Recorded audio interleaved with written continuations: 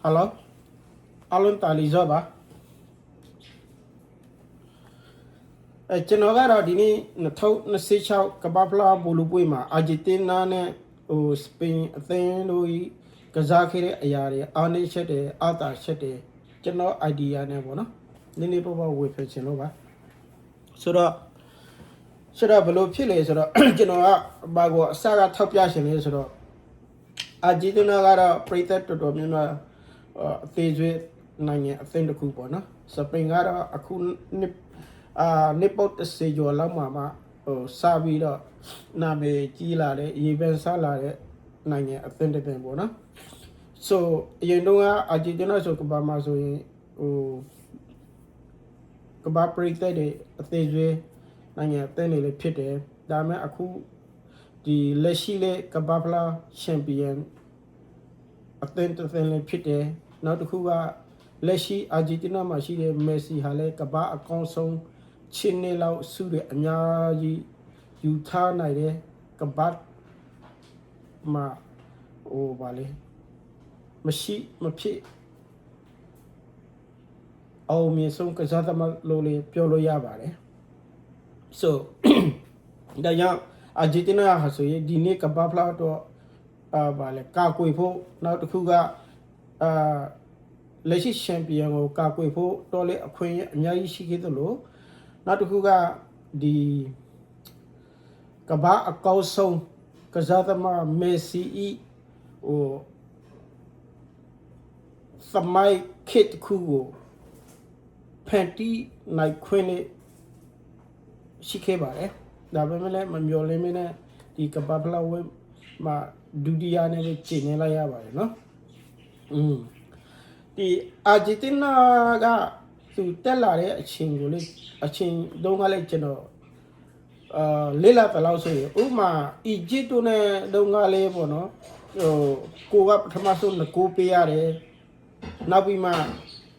Singamni, Meninasi, a Totoma, Longo Pier, Luende, Adana Pier, Tellare,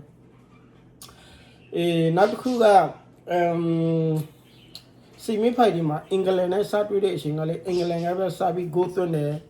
Eddie go to now by my England. So the way she gave one, can sing Nila Kaja, Argentina to do Kazahan to do Mene, P. Vido, England or Pian Vido, Canale to them on the go Pian Vido, this Bulubu Tella. So that you know, I mean, Lila like say, Argentina Jado to can clear a thing is Switzerland, Egypt over. A bit of Jesus solo the semi Fajima, England to Kuba Shigera, no? Tamale to Egypt go in PR, England go in PR, now can like Bima go Pietambina Tella Yara, no? To Yakuza County, Willie, no? Tamale Spring Ajara de Lomaho to care a tennis in Beji and to get County 10 days ago, net Prison Kayare. Now is Spring Gachara to a good lechi a Kapapla, now some Bulupwe, a Bulupwe, Playa, Torre, Chindy, you know, 2 years the Gobi Pia, 2 million, no? A show which you not Kuga, the to take it at tennis to get oh Beji and Dona Tude, now be the car. Nabita Ronaldo, Bona, Portuguese, don't treat it, Kego, a council of then as to be now the singing Padima, the Pinteco, Naivi Tella, look Pinteso in Luto de Mimaga di Cabala has, Pintek Cabala Luro, Themetaja, when I can also in a Diluwe mean Kero, so I made this Mamio Lemon Pinteco, Nako, 20 Lude Matentala or Bona, Lopia Vida Cababla Tella. The knee, the Argentina Naturi Simale, Kazaquare, Argentina Bama Malone La Oti, in the Spain Loquadica to 2 shot we have. Not to Kuga, the Argentina Jaro, Amazo, Dini Cababla Ma, the Amazo 3 Lauti Thor, a tight addition of New Made. Damele Argentina got Bafile, စပိန်လူငယ်ကစားသမားတွေကိုမလိုအပ်ပဲနဲ့လူချတာတယ်အကျန်းဖင်းတိုက်ခိုက်ပြီးတော့ဒီကစားသမားတွေကိုနည်းနည်းချင်းချောက်ပြီးတော့ကစားကောထင်းချုပ်ဖို့ကြိုးစားတာပေါ့နော်ဒါဟာအမေရိကန်ဆိုရင်အာဂျင်တီးနားကြီးအာနေချက်တစ်ခုဖြစ်သွားတာပေါ့လေဒီလိုကစားလိုက်တာပရိသတ်တွေအမြင်လဲတစ်မျိုးဖြစ်သွားတယ်နောက်တစ်ခုကဒိုင်လူကြီးဆိုရင်လည်းတော်များများဒီပွဲကိုထိန်းပြီးတော့လုတ်ထိန်းပြီးတော့လုတ်ပိခေလို့တခုသာမဟုတ်ရင်လူ2ယောက်လောက်နေဆုံးအထောက်ခံနေရတယ်အထောက်ခံနိုင်တယ်အဲ့ဒီလိုမျိုးပွေးက profit ဖြစ်တော့နိုင်တယ်ပေါ့အဲ့ဒီဆိုရင်ဒီလိုမျိုးဆိုရင်ပွေးကတော်များပြဿနာတွေဖြစ်တော့နိုင်တယ်ပေါ့နောက်ပြီးတော့ဒီအဂျီစပရင်ကစန်ခေလေးကိုနောက်ထပ်2ကိုဆိုရင်လေ2ကိုမှ1ကိုလောက်ကတော့1ကိုကတော့လူကျန်ပါတယ်နောက်1ကိုကကြတော့ပေးမေဆိုပေးလို့ရတယ်ပေါ့နော်ဒီကိုကလည်းဒါပေမဲ့လည်းဒီကိုအဖြစ်အသိမဲ့မပြုခဲ့ဘူးเนาะအဲ့လိုက်ပါတော့ဒါပေမဲ့ကျွန်တော်အမြင်ကဒီအာဂျင်တီးနားကတူကြီးကစားဘောလုံးပညာပါရမီတွေနဲ့တာဘောလုံးကိုကြိုက်ကစားပြီးတော့ပေါ့နော်ဒီလိုမျိုးအဝင်အထွက်လုပ်ပြီးတော့ဒီလိုမျိုးတာလူချမကစားဘဲနဲ့ဘောလုံးသူတို့မှာပိုက်ဆိုင်ထားတဲ့သူတို့ကြီးဘောလုံးမော်ပညာတွေနဲ့တာဒီလိုမျိုးကစားခဲမယ်ဆိုရင်ဒီပွဲဟာကျွန်တော်အမြင်ကတော့စတွေပဲတော်ပြီးတော့ပနော်တီကိုရောက်သွားမှာပေါ့နော်ပနော်တီရောက်တော့တဲ့ခါကျတော့ဒီအာဂျင်တီးနားဂိုးသမားကတော့ပနော်တီဖဲတဲ့အရာတွေမှာသူကနည်းနည်းတော့စပါရှိတယ်ဒီလိုပိုက်ပြီးတဲ့စပိန်မှာကလူငယ်ကစားသမားများတယ်အာဂျင်တီးနားမှာကျတော့လူကြီးပိုက်တယ်ဆိုတော့သူကစပါတဲ့အများကြီးရှိတယ်ပေါ့ဂိုးသွင်းဖို့အရာကျတော့အဲ့ဒီခါကျတော့ပနော်တီမှာကျတော့တမျိုးပြောင်းသွားပြီးတော့အာဂျင်တီးနားဖလာရရှင်နဲ့ရောက်တော့နိုင်တဲ့အတိုက်ကမှာကျွန်တော်မြင်မိတယ်ဒါပေမဲ့သူတို့ကြီးကစားဟန်တွေကနည်းနည်းအာနီရှာတလို့ဖြစ်တော့တယ်နောက်ပြီးကဘာပရိသတ်တွေကလည်းဒီနေ့အာဂျင်တီးနားကစားသမားတွေပေါ့အမြင်တစ်မျိုးပြောင်းတော့တာပေါ့လေ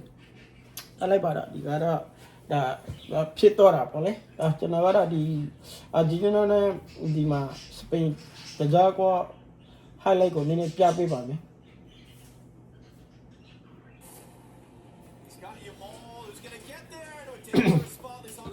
ဒီမှာပါဟဲ့ဒီမှာလေလူချတာလေဆိုတော့ကြောက်ဖို့ကောင်းပါလေနော်ဒီနေ့အာဂျင်တီးနားအာဂျင်တီးနားကစားသမားတွေနဲ့စပိန်ကစားသမားတွေပေါ်မှာနည်းနည်းလူချတာလေတော်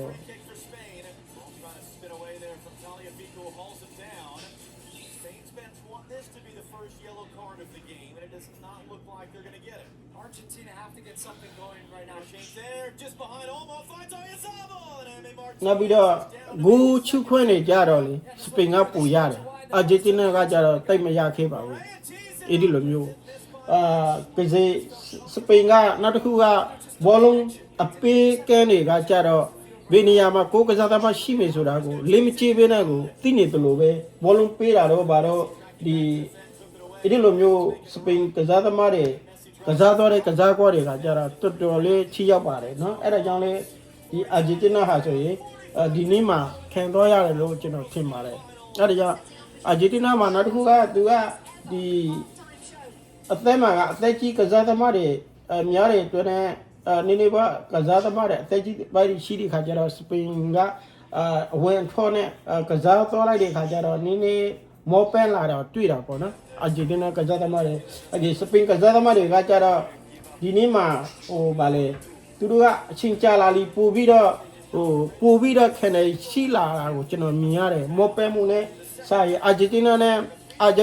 င်တီးကစားသမားနဲ့ဆိုင်တော့စပိန်ကစားသမားကပိုလို့ခံနေရှိလာတယ်နောက်ပြီးစပိန်ကစားတဲ့အရာတွေကတိတ်ဗာလေတိတ်ကိုမောပန်းတာကိုကျွန်တော်မတွေ့ရဘူးသူတို့ကြီးခံနေနောက်ပြီးသူတို့ကြီးအဝင်ထွက်တွေကအရင်ကိုအားနဲ့ပြေးပြီးကစားစာမလိုပေးနဲ့ကိုထိရောက်နေတာတော်တော်များများတော်တော်လေးကိုကောင်းဝင်တဲ့ကစားကွာတွေနဲ့ကစားသွားတာတွေ့ရတာပေါ့နော်အဲ့ဒီလိုမျိုးအာဂျင်တီးနားဂိုးသမားဆိုရင်ခဏကာကွယ်နေရတယ်မဟုတ်ရင်ဂိုးပြတ်သွားနိုင်ဘူးဒီပွဲကအဲ့ဒီလိုမျိုးဖြစ်သွားတယ်ကြည့်ပါလားဒီဂိုးဆိုရင်အဲ့ဒီလိုမျိုးဂိုးပြတ်သွားနိုင်တယ်ဒါပေမဲ့လည်းအာဂျင်တီးနားဂိုးသမားတော်တော်ကောင်းလဲကြည့်ပါဒီဂိုးဆိုအရင်ပြင်းနေပေါ့နော်အဲ့ဒီလိုမျိုး ဒီလိုမျိုး plays better when they're under pressure, when their backs are against the wall. Lionel Messi ran away from him. They want to foul off Roger. They're not going to get an important interception by Paredes. Last man back. It's Julian Alvarez now. Simeone chance to cross into an icy ball. Nico Williams running through. Nico Williams saved. And a huge collision between Hernandez. He's going to be on dead. He's going to be on the ကြည့်ပါလားဒီအနေငယ်ဆိုရင်အမေဆိုတော့ဟိုကအာဂျင်တီးနားကစားသမားတွေကဒီလိုမျိုးဟိုအကျဉ်အတင်းဟိုမကစားပေးနိုင်ဘူးနော်သူကြီးဘောလုံးတပါးတွေနဲ့ထိန်းပြီးတော့ကစားသွားမယ်ဆိုရင်ဒီကွေးဟာကဘာပရိသတ်တွေအမြင်မှာလဲအာဂျင်တီးနားကိုအမြဲတမ်းလိုမျိုးဟို respect ရှိနေမှာပေါ့နော်ဒါပေမဲ့လည်းအခုကကြတော့တမျိုးဖြစ်တော့တာပေါ့နော်အဲ့ဒီလိုမျိုးနောက်တစ်ခုကကျွန်တော်အမြင်ကတော့စပိန်ဟာဒီလိုကဘာဂျော့အာဂျင်တီးနားအသင်းကိုအခုလိုမျိုးဟိုဗာလေလုံးဝကိုကြောက်ချွဲမှုမရှိဘူးပဲနဲ့ကစားအေးစစ်စစ်နဲ့တုံလုံးမှုမရှိဘဲနဲ့ကစားသွားနိုင်တယ်။ဘာကြောင့်လဲလို့ကျွန်တော်မြင်လို့ရှိရင်ပေါ့နော်။အဓိကကဘာမှာကလက်အဓိကတော်တော်အရေးကြီးပါတယ်။အာဂျင်တီးနားမှာလည်းသူတို့ကလက်တော့ရှိပါတယ်။ဒါပေမဲ့အာဂျင်တီးနားနိုင်ငံကိုဘေးကစားသမားတယောက်မှတော့ပြီးမကစားပါဘူး။အဓိကဟို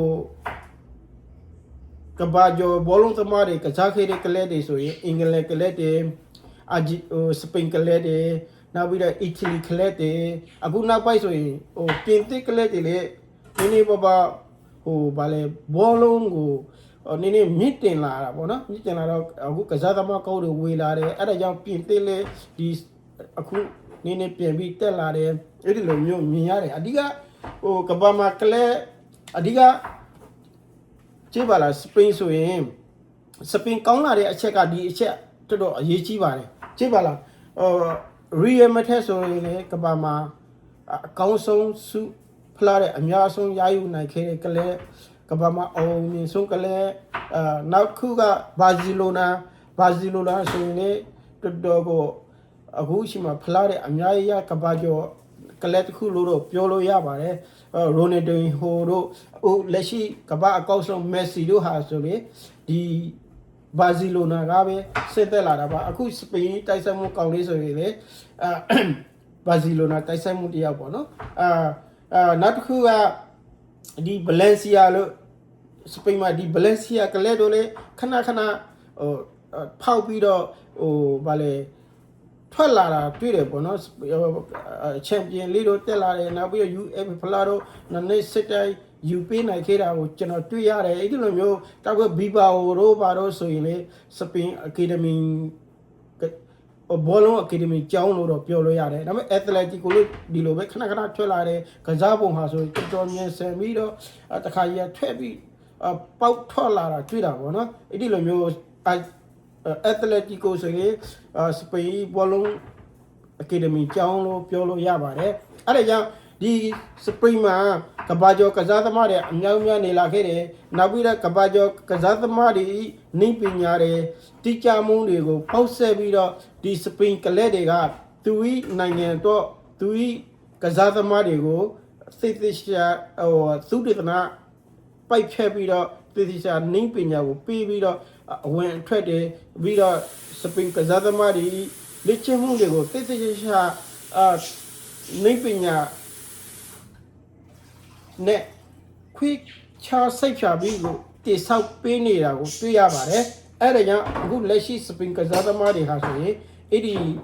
ဒီလိုစပင်ကလပ်တီအကယ်ဒမီကျောင်းတွေကကဘာကျော်ကစားသမားတွေပညာအနုပညာတွေဘောလုံးအနုပညာ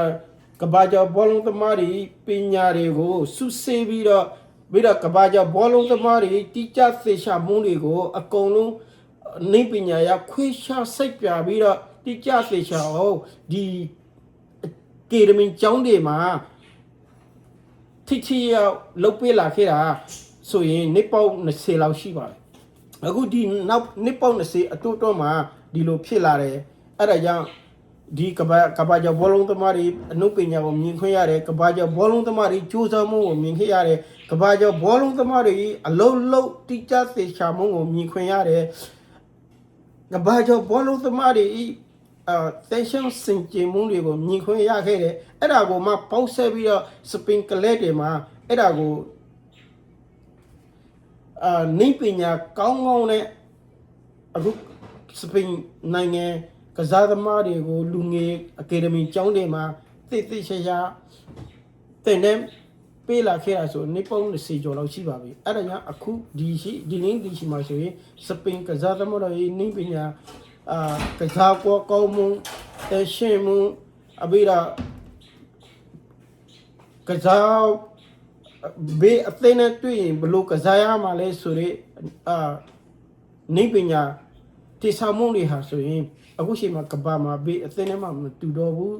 လို့မြင်ပါတယ်အဲ့ဒါကြောင့်ဒီရှိမှာတကယ်ပြင်သေးလို့အကောင်းဆုံးအသက်နဲ့တွေ့ရင်လေအသာကြီးနဲ့ယူပြီးတော့ဒီလိုအနိုင်ယူခဲ့တယ်နောက်ပြီးတော့ရိုနယ်ဒိုပေါ်တူဂီအသက်နဲ့တွေ့တဲ့အချိန်မှာလေဒီလိုအနိုင်ယူလာခဲ့တာပေါ့နော်ဒါကြောင့်ဒီနေ့ဒီချိန်မှာစပင်အကယ်ဒမီကျောင်းတွေစူးစမ်းအားထုတ်မှုတိကျသေချာမှုနိပညာပယ်ပို့မှုတွေဟာဆိုရင်ဒီနေ့ကပဖလာစပင်ဘောလုံးအသင်းပေါ်မှာအများကြီးထိရောက်မှုရှိခဲ့ပါတယ်လို့အဲကြောင့်ဒီနေ့ကပဖလာကိုစပင်အသင်းဟာကောင်းကောင်းမွန်မွန်နဲ့ဘာမှစိတ်လှုပ်ချတာကျွန်တော်မတွေ့ဘဲနဲ့ယုံကြည်မှုတင်းညီနဲ့ယူပြနိုင်ခဲ့လို့ကျွန်တော်မြင်ပါတယ်ကျွန်တော်မိတ်ဆွေတွေရောဒီလိုနင်းမျိုးမှာဘလို့မြင်ကြပါလဲကျွန်တော်ကိုလည်း comment မှာရေးပြီးတော့ပြောပြခဲ့လို့ရပါတယ်ကျွန်တော်အမြင်ကိုလည်းဆွေးနွေးလို့ရပါတယ်ဆိုတော့ပြောပါကျွန်တော် like ကျွန်တော်ဗီဒီယိုကိုဒီနေ့မှာဆုံးသက်လိုက်ပါမယ် okay everybody thank you see you next video okay thank you bye bye